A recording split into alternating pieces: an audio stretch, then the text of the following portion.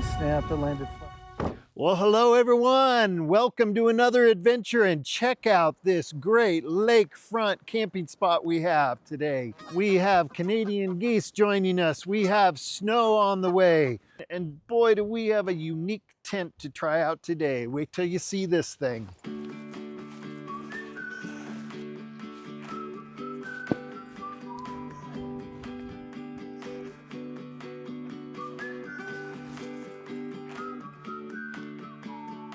Okay, so you can see we've got a triangle-shaped tent here. We need 3 anchor points to fly this thing.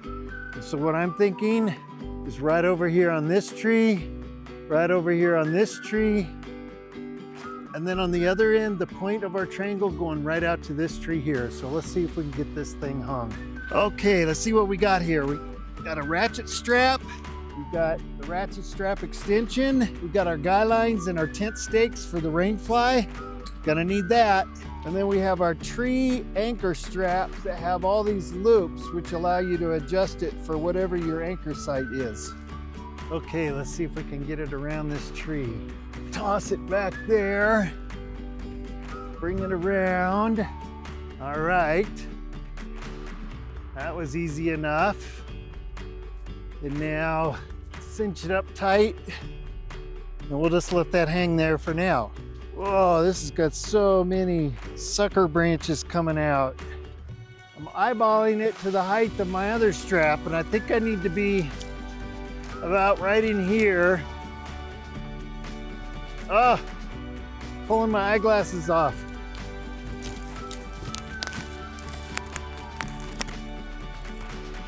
Oh.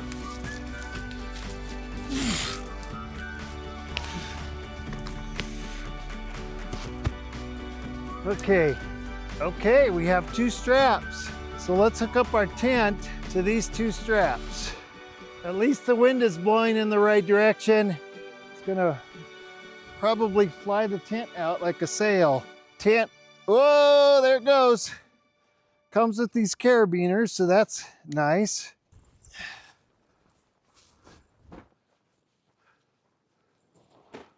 And we have a sail tent.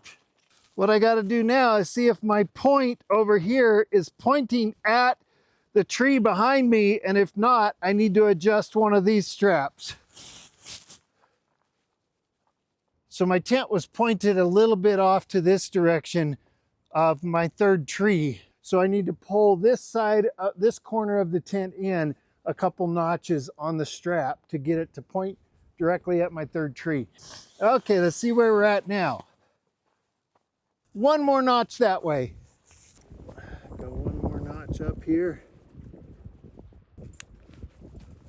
There we go.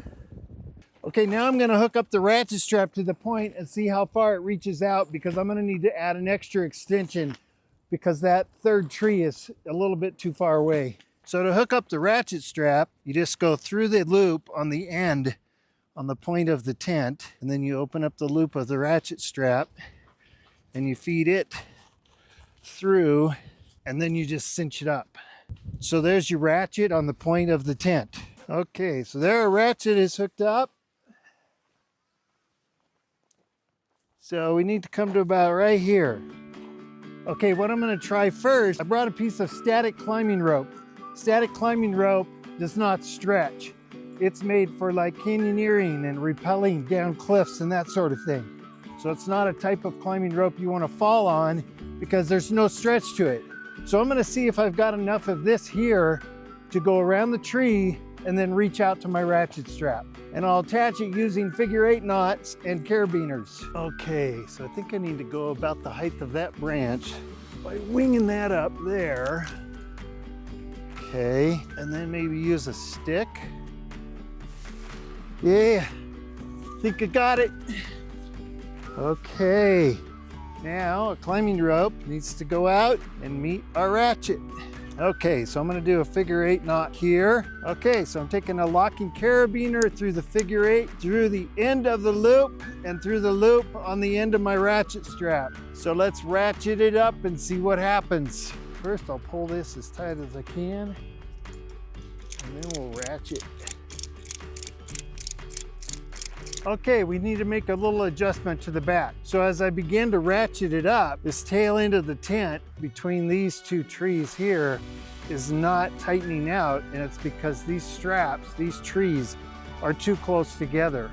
So what I need to do is I need to move this strap onto that tree right there. So it's a minor adjustment, and I think that'll take care of it. Let's give it a shot.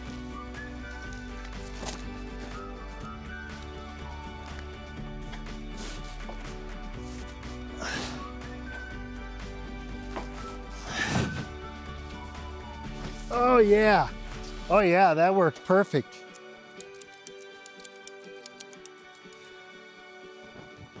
Yeah, we got a flying tent. Let's put the poles up. Okay, looks like we got a short one and a long one.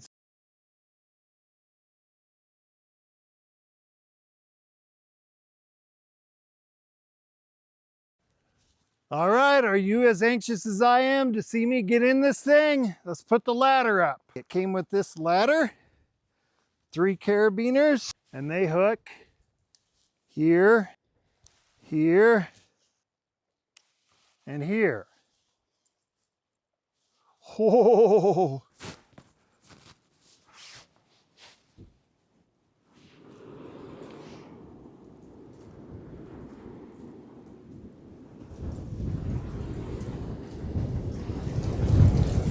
Whoa!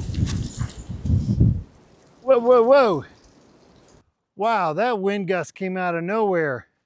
Tell you what, if we get that kind of winds tonight, I'm gonna be rocking and rolling in this hammock tent. All right, so they've got this really long ladder. So obviously they're assuming people might hang this tent up pretty high. But I can already tell if I climb on the ladder, it's gonna pull the tent down this high, which is like 2 rungs off the ground. So what I'm thinking of doing is taking the ladder back and staking the 3 straps clear back this way so that when you step on it, it doesn't swing underneath like that. If it's staked back there, it won't be able to swing. Got these super heavy duty steel stakes just for this purpose.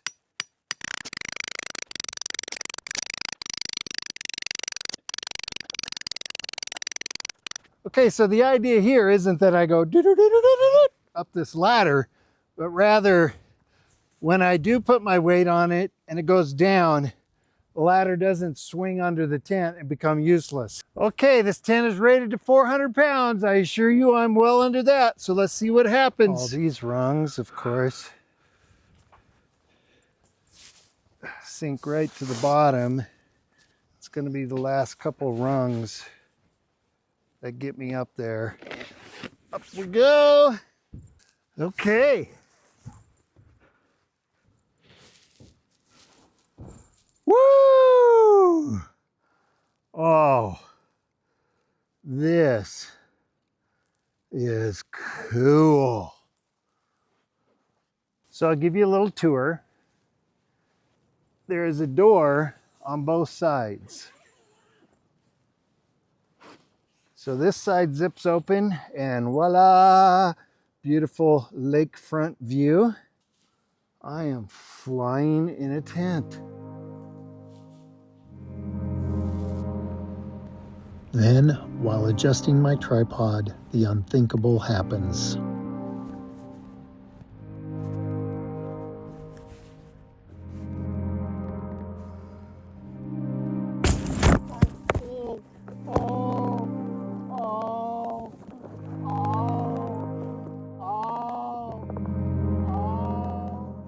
I lay there in agony and eventually attempt to reach 911 and my family.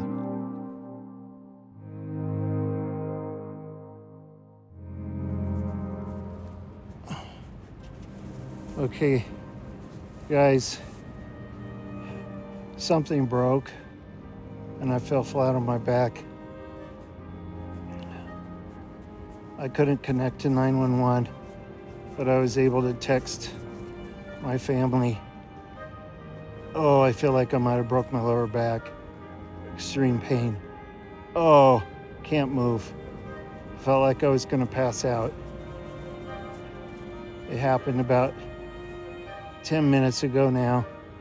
My pain has subsided a little bit, but I can't move. Can't move at all. I told him to call 911. I told him to call the state park visitor center and see if there's a ranger here. Oh, I can't believe this. I'm laying flat with my legs up. Oh, but my toes are pointed up and I can't even put them down flat.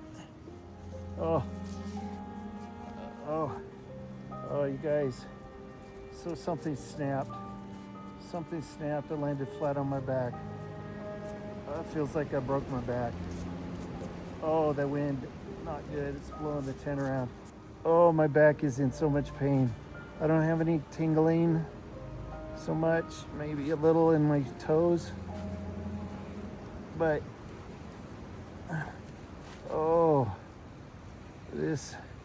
the sound of something breaking was very metallic sound, like metal snapping, like one of the carabiners or maybe the ratchet strap. Oh, because the straps and the rope that hold this whole thing up are rated for way more weight than what I was putting on it. I don't know what happened. Oh. Okay, so this pain has subsided some. Eventually, the sharp pain diminished, and I was able to roll onto my side and eventually get up onto my knees and stand up. I was able to make my way slowly into the passenger seat in my car. Okay, guys, I was able to get up, and I'm still waiting for people to show up. But I was able to see that nothing broke. Well, I don't think so. I think the ratchet strap just gave way. I mean, it just clean came out. The strap just clean came out of the ratchet, so I don't know if I had it wrapped wrong or I don't know, I guess the teeth on the ratchet might have gave way, but I don't know. I'm just leaning up against the car here and my tent is flying in the wind. Oh. Okay, but at least I was able to stand. Everything works. Knowing that Lorna and Jesse would reach me quicker than the ambulance, I called off emergency services and Lorna drove me 40 minutes to the ER. Okay, so made it to the ER and now the waiting game begins to find out what I did to my back. Okay, so here's an update about an hour later and the doctor's been in to see me. They ordered x-rays of my back and I have already come back from radiology and now just waiting for the radiologist to take a peek and see what a 5-foot fall from a hammock flat on your back results in. So I was actually able to stand for the x-rays, so I consider that good news.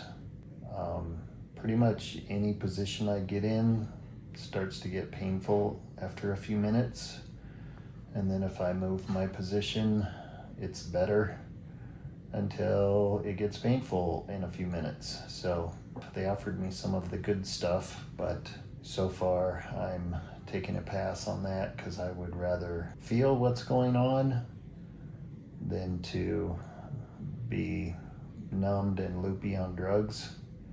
So we'll see what the radiologist finds and maybe I'll take him up on some Percocet on my way home. Anyway, we'll see what happens next. Oh my goodness, I think one of the most painful things in here is this blood pressure cuff going off. That thing about pinches my arm off. I mean, seriously, is that required to get blood pressure? Never had one this tight before. The pain from that thing alone is enough to give me high blood pressure. So the verdict is in. The doc just came in and I broke my back. Yay me! My L1 has a compression fracture. The good news is there's not really anything I need to do for it other than endure the pain and let it heal. So getting me hooked up with some of the good stuff and we'll be out of here. Well, there's the snow I hoped to camp in, but instead, here I am in a wheelchair with only instructions. Oh man, I'm sitting here in a wheelchair waiting for Lorna to bring the car around, and there's a guy checking in that got thrown off a horse and has severe lower back pain. I didn't get thrown off a horse, but I got thrown off a hammock.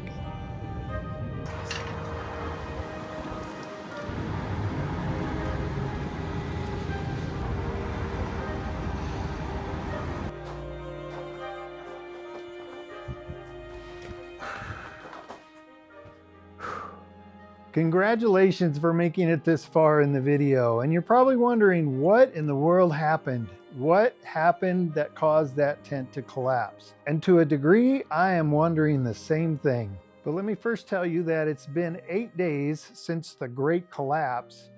And I would say days 1 through 5 or 6-ish, it was very difficult to move at all. It was very painful to try to stand up, to walk.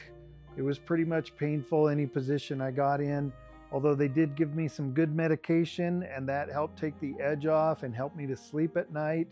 But it was a rough 5 or 6 days. On days 7 and 8, I am amazed at how quick the pain has subsided, and I believe I'm well on my way to a full recovery, thankfully. I'm even able to get outside today and enjoy some of this beautiful 75-degree weather we're having. Get some fresh air, some sunshine. So I'm very thankful for that. So what happened? Well, I wish I had a definitive and definite answer to that question. But after my son Jesse and I closely examined all of the gear, we found absolutely nothing wrong. We found nothing broken. We found nothing out of order. We found nothing unusual. All we know is that all of the webbing that was spooled up on the ratchet instantly and suddenly released and came unspooled, allowing me to come crashing to the ground. We have inspected the ratchet. There is nothing wrong with it. The 2 catches that catch on the teeth are working perfectly. When it's in the locked position, everything is locked up tight. And in the video, I can digitally zoom in on the ratchet. When I tightened it up, which I did several times before I climbed into the tent the last time, I ratcheted it a couple times.